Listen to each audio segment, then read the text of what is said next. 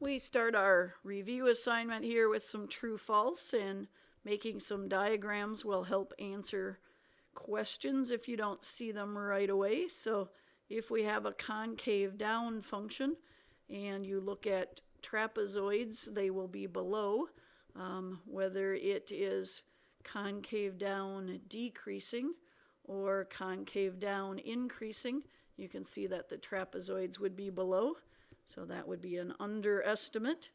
For an increasing function of any type, let me draw a sample partition here, and let's think about what this would be. An R5 would be dividing it into 5 right-hand rectangles, and we can just draw one of these rectangles and see that a right-hand rectangle is definitely above the curve, and a midpoint rectangle would be measured right here like this red line, and a left-hand rectangle would be down below. So it looks like the order is correct there, and you could try that for an increasing concave up or for an increasing concave down, and you'll see the same thing. The right-hand rectangle is the highest, and then the midpoint, and then the left-hand rectangle.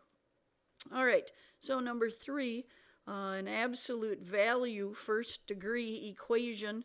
So we want to measure this or do our integral from -1 to +3, and our graph is transformed 1 unit to the right.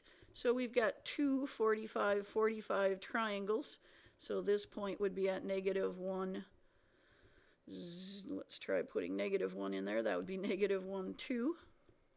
And if we put 3 in here, this will be at 3, 2. And we want to divide it into 4 rectangles. So that would be the 4 divisions here at our integers. And we want to measure midpoint rectangles. So midpoint rectangle here, my graph is definitely not drawn to scale. And these two, you can see this would be twice the same.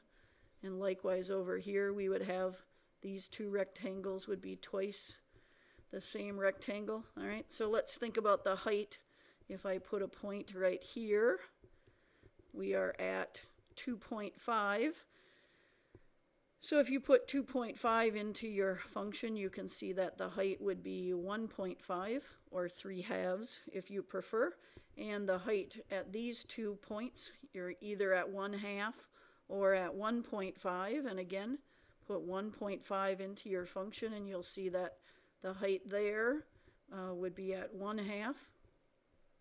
So we could do these 2 rectangles, have a base of 1 and a height of 1/2. And there are 2 of those. And then the other 2 rectangles have a base of 1, a height of 3/2, and there are 2 of those. So we'll come up with a 1 + 3, or a estimated area of 4. So that one is true. To find the exact value of that integral, would it also be 4? Well, think what we had there. 2 45, 45 triangles that had a base of 2 and a height of 2. So putting them together is a 2 by 2 square. So our midpoint rectangles for that linear graph turned out to be exactly the correct area. For a velocity function, the total distance is given by the integral of velocity. No, that would not be a total distance. That would just be a net distance, or a displacement. So if it would sometimes be true, but if our velocity curve was negative at some point, then we would need absolute value signs. Question 6 says the displacement is given by the integral of velocity, and that would be true.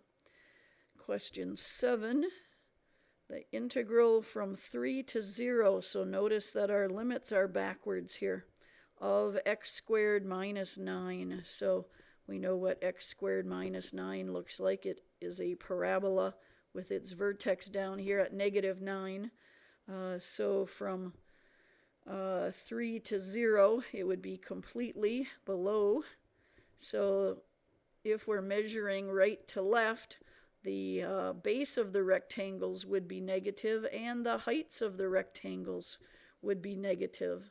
So negative area below the axis, but only if you're measuring from left to right. So once we go from right to left, that would be a double negative. So it would switch back to be positive. So we'll put true there. In question 8, we have a function that is equal to the integral of another function. And notice this is an accumulator function. These two variables match. And we have a constant as our lower limit. So we are looking for f prime. So to find f prime, this is our fundamental theorem, part 2 that we learned most recently. So we simply need to take our variable and put it into the integrand. So this one is true. Question 9, we also have an accumulator function, but this time our limits would need to be reversed. So if you want to reverse those limits to put x as the upper limit, and then to do the derivative, we would simply put our x variable into the integrand and the negative sign would stay there. So the opposite of x squared is true. In question 10, again, we have an accumulator function. And we are looking for j prime. So this time we have a glob to put into our function. So to find our derivative, we would have x squared to the third power, and then the chain rule. So we would have a times a 2x. So we have power of a power, so we have x to the 6th times 2x. So 2x to the 7th sounds good. True also. And one more derivative of an integral, so another fundamental theorem. So we've got a constant at the bottom, so we put our x into the function. So we know that k prime of x would be equal to x cubed, and then we simply want to put 2 into our derivative. So k prime of 2 would be equal to 8. All right. Question 12. If the y-coordinates on function g of x is a y-coordinate, if g of x's are always smaller than f of x's, and they are always smaller than the y-coordinates on function h. So function h would be on top of the other functions, and function g would be on the bottom. So their integrals would be in the same order, and that would be true whether those functions are above the x-axis or below the x-axis or some combination thereof. As long as one graph is on top of the others, it has the larger integral. All right, if f of x is less than 7 over an entire interval from 2 to 12, so the y-coordinates are always below 7, then will the integral value, this interval, b minus a, has a width of 10. So would the integral be less than 70? It would have to be. And that would also, by the way, these would also fit into that category of comparison principle. All right, and what do we have here? From negative a to a, is the integral equal to 0? So that would be true if it were an odd function. So let's check this out. Cosine of x squared would be an even function, but multiplying it by x is an odd function. So when we take an odd function times an even function. So let's verify this. If we put negative x into that function, if we change the x's to opposite of x's, do you notice that we end up with the opposite of the original function? So this is our very definition of an odd function. If f of negative x turned out to be the opposite of f of positive x. So there you've actually verified it as an odd function. That's your algebra definition of odd. So this would definitely have an integral of 0. All right, integration by substitution.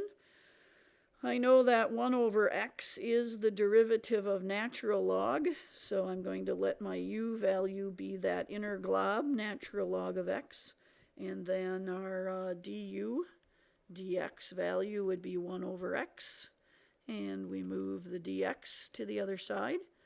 And now we want to split up our integral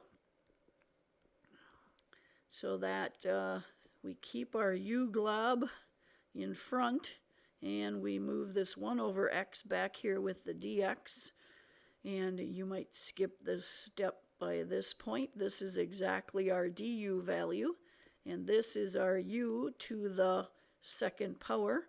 And now our limits have to be changed to u values. So the natural log of e squared is 2, the natural log of e is 1. I think you can see this assignment is some repetition of previous assignments. So now we integrate, reverse the power rule from 1 to 2. So we've got 1/3 of 2 cubed minus 1 cubed. So there we would have 7/3. And in question 16, this one looks a little more complicated. What do we notice here? Well, this dt can be moved behind and have a numerator of 1. That would make it look more like what we're used to seeing. And then I see cosine. The derivative, if I let cosine be our u value, the derivative of cosine would be negative sine. So that doesn't help me out. I don't see anything here. But our inner glob, this is stuck inside a square root function. And the derivative of tangent is secant squared. Well, think what secant squared is. Isn't secant squared 1 over cosine squared? So I think we've got a good plan here. And it's going to be helpful if we let u be the entire inner glob. The 1 is going to do no harm on our chain rule because the derivative of the 1 will be 0. So du dt, differentiate with respect to t. So this is where I mean this is going to be 0, the derivative of the 1. So it's not going to cause us any extra troubles here.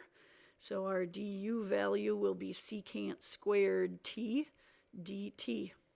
And now I can see how to split this integral up.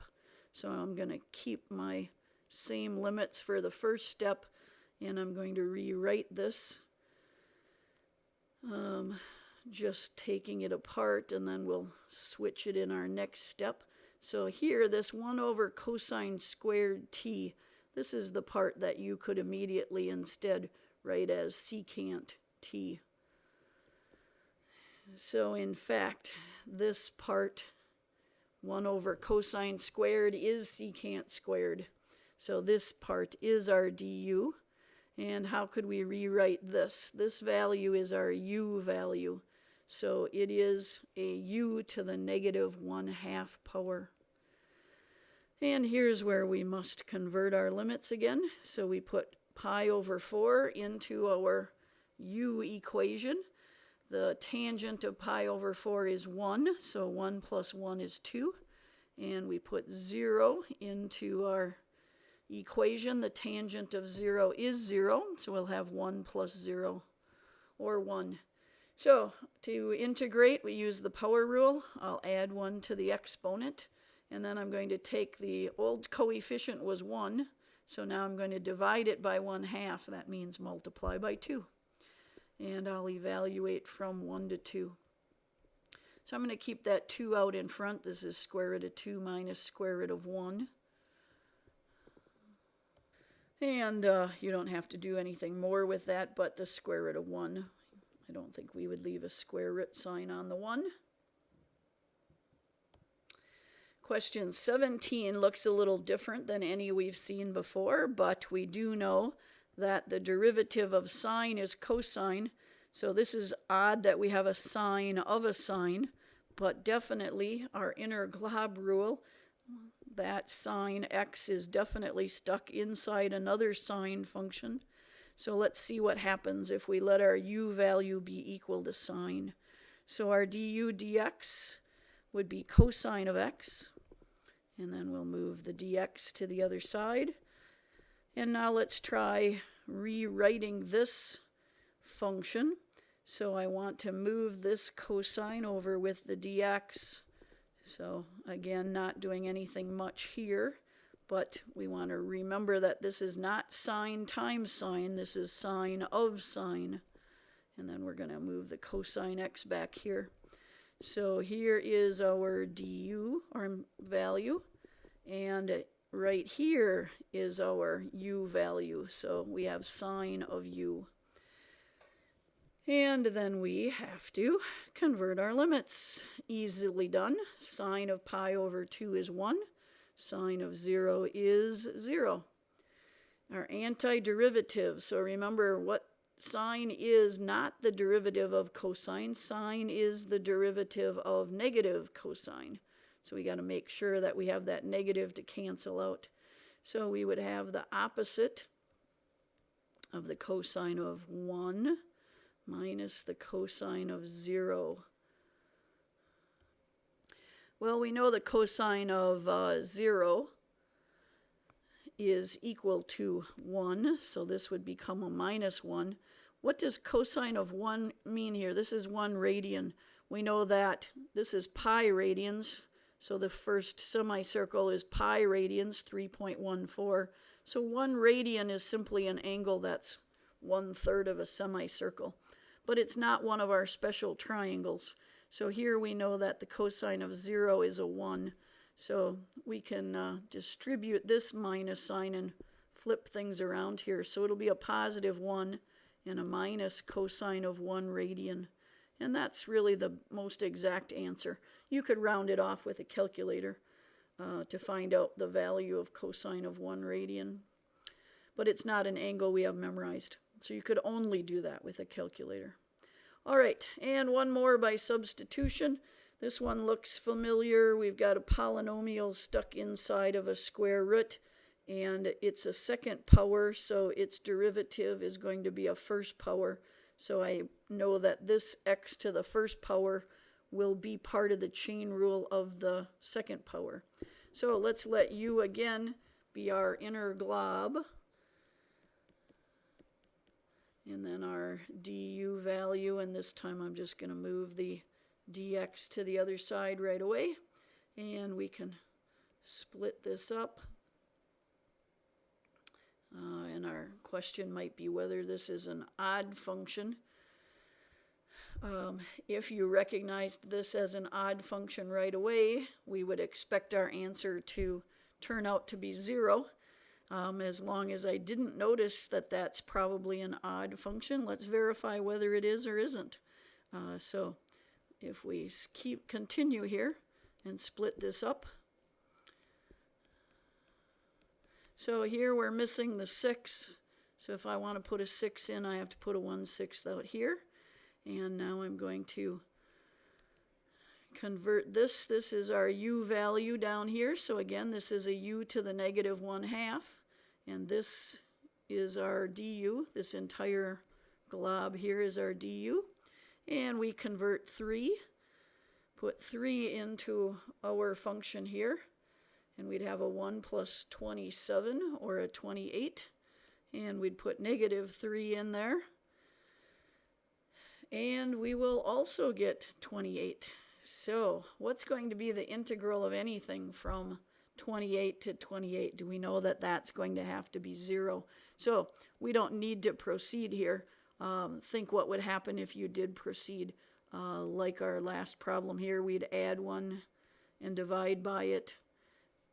And here, this is what we mean that you know this is going to be 0 because we're going to be plugging in.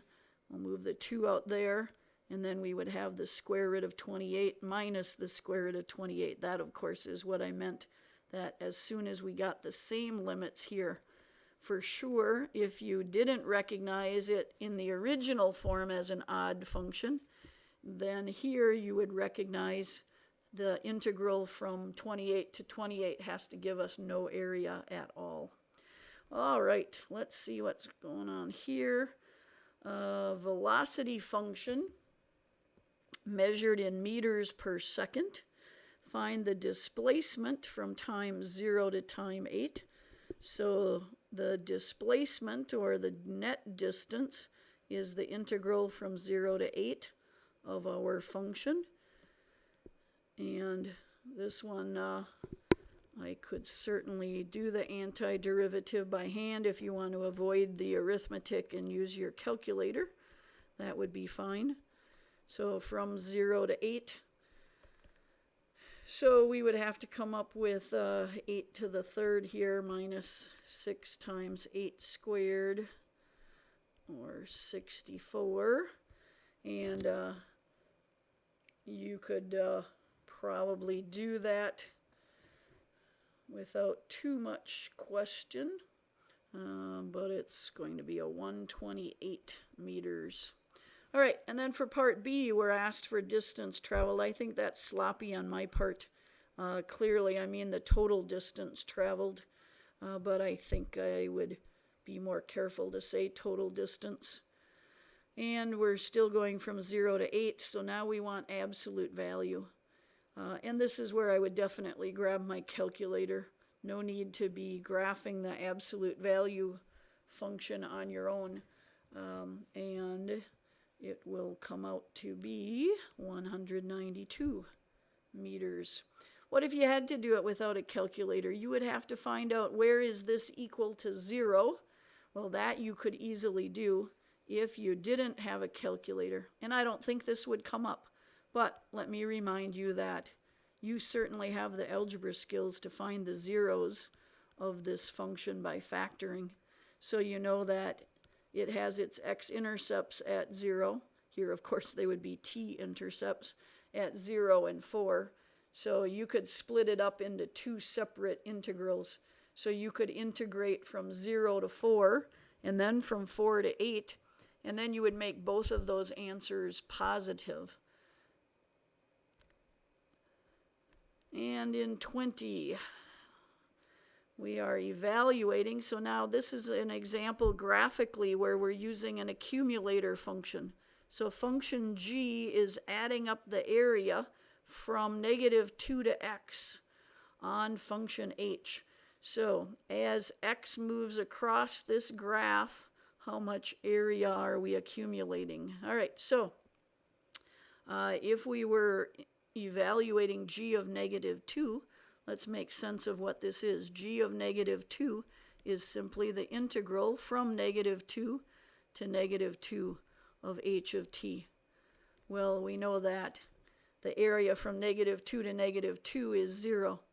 And g of +2 is simply sweeping, the upper limit goes over to +2. So we're simply sweeping across this graph.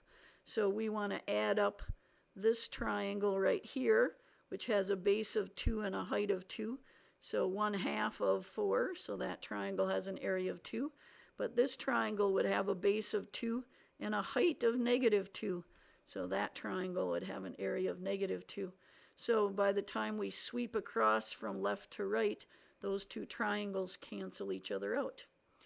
G of 0 would just be the integral from -2 to 0. And that's above the axis, so that's our positive area of 2. And a g of 3 would be the same as g of 2, but we'd have to go one more step over. So add up the area as we sweep across, but we go all the way over to 3 this time. So this triangle has a base of 1 and a height of 2. So this triangle has an area of 1. So we would have 2 plus -2 plus 1. So this would be a value of 1. So that's an example of an area or an accumulator using one function equal to the integral of another. All right, question B then says, now use fundamental theorem. Now what if you're asked to find the derivative? Well, we know that the derivative of function g, look at your given here, the derivative of the accumulator function simply replaces the variable into the integrand. So g prime of x can be read as h of x. So all we need to do in part B, if we want to find g prime of 1, we simply have to go to the graph and look for h of 1. So h of 1 is equal to -2. And then we all want g prime of +2. So g prime of 2 would be equal to h of 2, which would be 0. Question C says, on what intervals is g increasing? Well, remember that as g was sliding across, we were accumulating the area. So from -2 to 0, we were adding up area above the axis. And then from 0 to +2, we were subtracting area below the axis. And then from 1 to 3, we were adding up more positive. So any place where the graph was above the axis, g was accumulating, so g was increasing. So we would say for C that from the interval from -2 to 0 and from 2 to 3. And letter D, how about extrema then of function g? So function g, we can find its extrema by using our derivative rules. Remember that g has its extrema when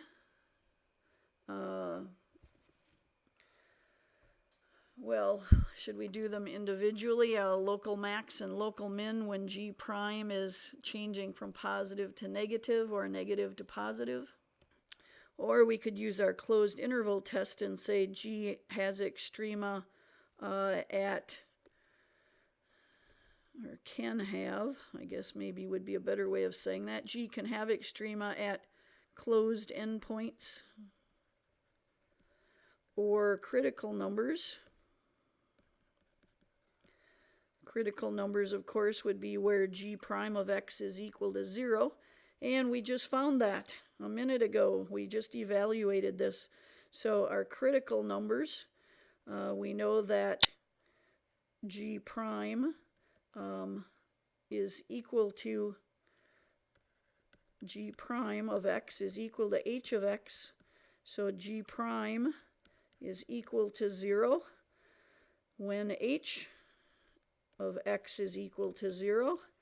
And that happens at -2, which is one of our endpoints, and 0, and 2.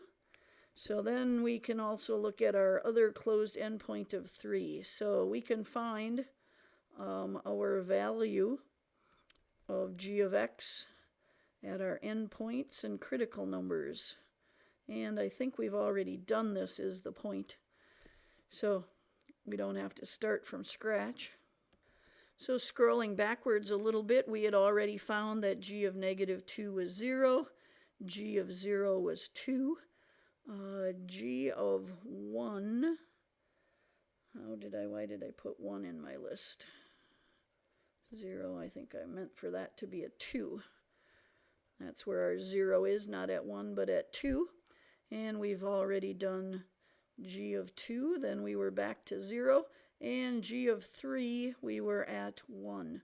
So from this chart, we can answer all of our questions here. So we know that g has a local and global max, or global mins, yeah, no max, 2 is the biggest, of 2 at x equals 0. And this is a local minimum. G has a local min of 0. How come the other 0 can't be called a local minimum? Because you can't have local extrema at endpoints. There's a local minimum of 0 at x equals 2. And then this one cannot be a local maximum because we can't have local max. So we only have to answer then, this cannot be a local max because it's at an endpoint.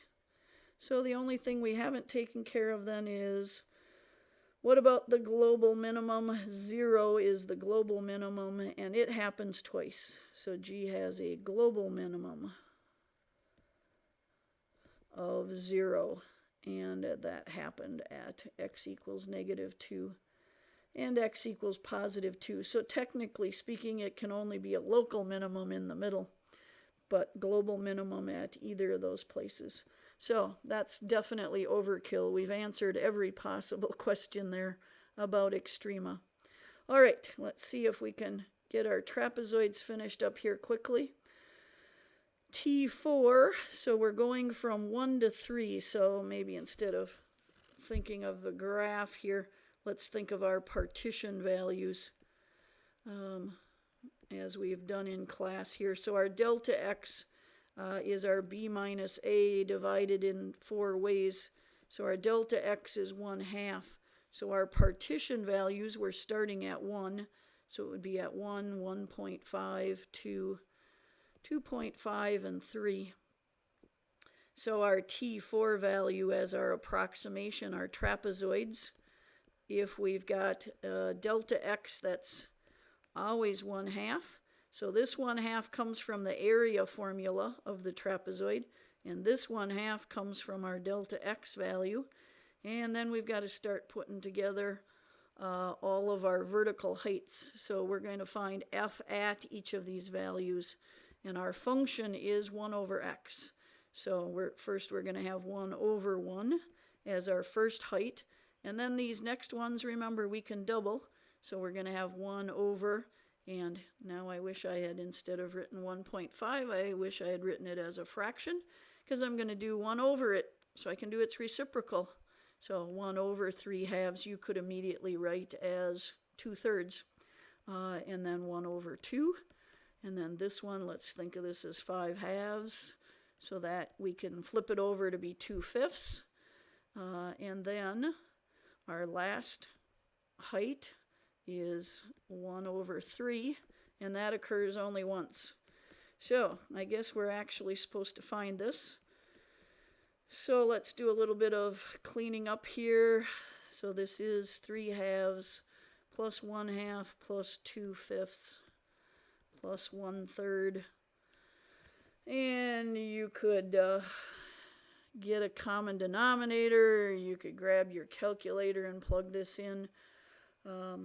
I guess we could proceed here, but I think I'm going to trust that I've written that correctly, and somewhere by the end of all that arithmetic, because this video is getting very long, I have in my notes 67 over 60.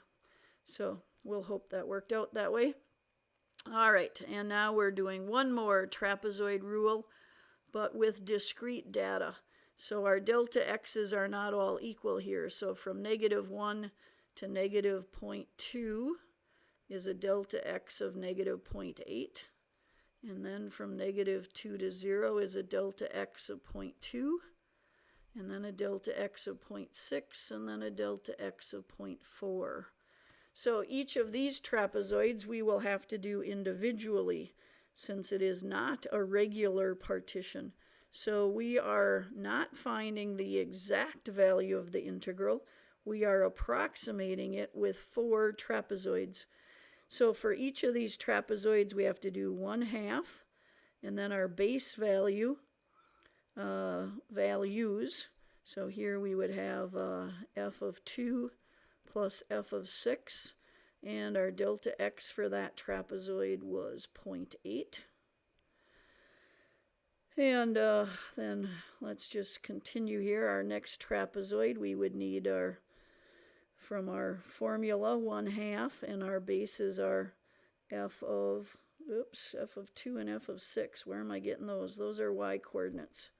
Those will actually be down in my next step, sorry. F of -1 and f of -0.2. Sorry, those are the x coordinates, and they're going to turn into those y coordinates. So I was getting one step ahead of myself. All right, so then it's going to be f of negative 0.2. Clean that up. And the next base would be f of 0. And if you want to send the delta x would be 0.2. So that's going to be our f of negative 0.2 is 6 and f of 0 is 12 in the 0.2. And then let's continue.